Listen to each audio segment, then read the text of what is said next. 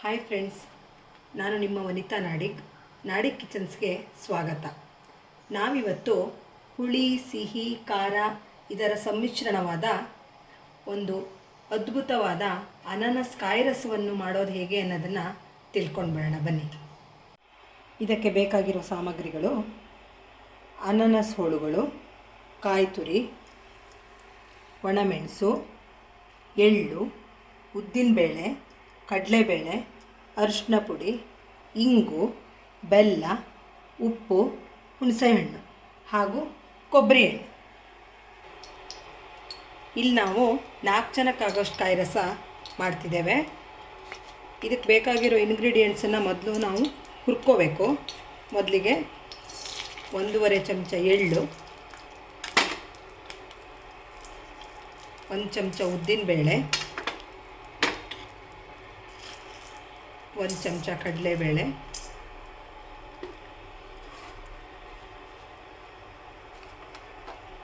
ಸ್ವಲ್ಪ ಇಂಗು, ಬೆಂಕಿಯಲ್ಲಿ ಹುರ್ಕೊಳ್ಬೇಕು. ಇದನ್ನು ಸಣ್ಣ ಉರಿಯಲ್ಲಿ ಹೊಂಬಣ್ಣ ಬರುವವರೆಗೆ ಹುರ್ಕೊಳ್ಬೇಕು.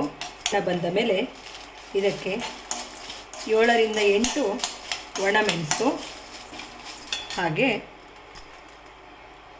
ಸ್ವಲ್ಪ ಕರಿಬೇವಿನ ಸೊಪ್ಪು, ಹಾಗೆ ಹುಳಿಗೆ ಬೇಕಾಗುವಷ್ಟು ಹುಣಸೆಹಣ್ಣು ಹಾಕಿ ಮತ್ತು ಒಂದು 30 ಸೆಕೆಂಡುಗಳ ಕಾಲ ಹುರ್ಕೋಬೇಕು. ಇದಕ್ಕೆ ಅರ್ಧ ಬಟ್ಲು ಕೊಬ್ಬರಿ ತುರಿ ಹಾಕಬೇಕು. ಇದನ್ನು 30 ಸೆಕೆಂಡುಗಳ ಕಾಲ ಸ್ವಲ್ಪ ಫ್ರೈ ಮಾಡಿಕೊಂಡು ಗ್ಯಾಸನ್ನು ಆಫ್ ಮಾಡಬೇಕು.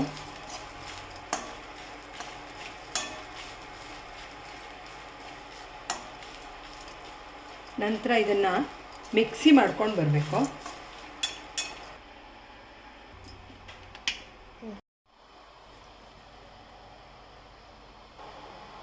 ಈಗ ಕಾಯಿ ರಸದ ಮುಖ್ಯ ಘಟ್ಟಕ್ಕೆ ಬರೋಣ. ಮೊದಲಿಗೆ ಅನಾನಸ್ ಹೋಳುಗಳನ್ನು ಹಾಕೋದು. ಇದಕ್ಕೆ 1 ಲೋಟ ಆಗುವಷ್ಟು ನೀರು ಹಾಕಿ ಸ್ವಲ್ಪ ಹೊತ್ತು ಕುದಿಸೋದು. ಈಗ ಬೆಂದಿರುವ ಅನಾನಸ್ ಹೋಳುಗಳಿಗೆ ಬೇಕಾಗುವಷ್ಟು ಉಪ್ಪು, ಸ್ವಲ್ಪ ಅರಿಶಿನ ಪುಡಿ, ಹಾಗೆಯೇ ಬೆಲ್ಲ. ಇಲ್ಲಿ ನಾನು ಡಬ್ಬಿ ಬೆಲ್ಲ ತೊಗೊಂಡಿದ್ದೇನೆ, ತುಂಬ ಚೆನ್ನಾಗಾಗತ್ತಿದು. ಬೆಲ್ಲ ಸ್ವಲ್ಪ ಹೆಚ್ಚೇ ಹಾಕಬೇಕು ಅನ್ಬೋದು. ಬೆಲ್ಲವನ್ನು ಹಾಕಿ ಮತ್ತೊಂದು 2 ನಿಮಿಷ ಚೆನ್ನಾಗಿ ಕುದಿಸೋದು. ಈಗ ರುಬ್ಬಿಟ್ಟುಕೊಂಡ ಮಿಶ್ರಣವನ್ನು ಹಾಕಿ ಮತ್ತೊಂದು 2 ನಿಮಿಷ ಚೆನ್ನಾಗಿ ಕುದಿಸುವುದು. ಈಗೊಂದು ಒಗ್ಗರಣೆಯನ್ನು ಮಾಡೋಣ. ಒಗ್ಗರಣೆಗೆ ನಾನು ಕೊಬ್ಬರಿ ಎಣ್ಣೆಯನ್ನು ತಗೊಂಡಿದ್ದೇನೆ.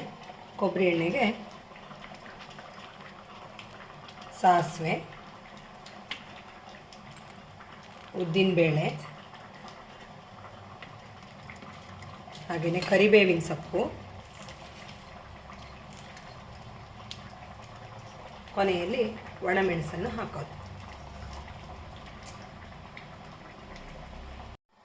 ಈಗ ಈ ಒಗ್ಗರಣೆಯನ್ನು ಕಾಯಿ ರಸಕ್ಕೆ ಹಾಕಿದರೆ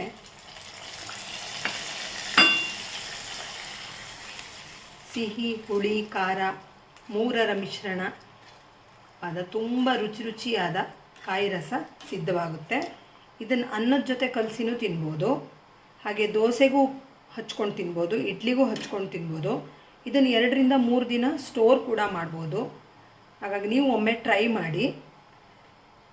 ನೀವು ನನ್ನ ಚಾನಲನ್ನು ಲೈಕ್ ಮಾಡಿ, ಶೇರ್ ಮಾಡಿ, ಸಬ್ಸ್ಕ್ರೈಬ್ ಮಾಡಿ. ಧನ್ಯವಾದಗಳು.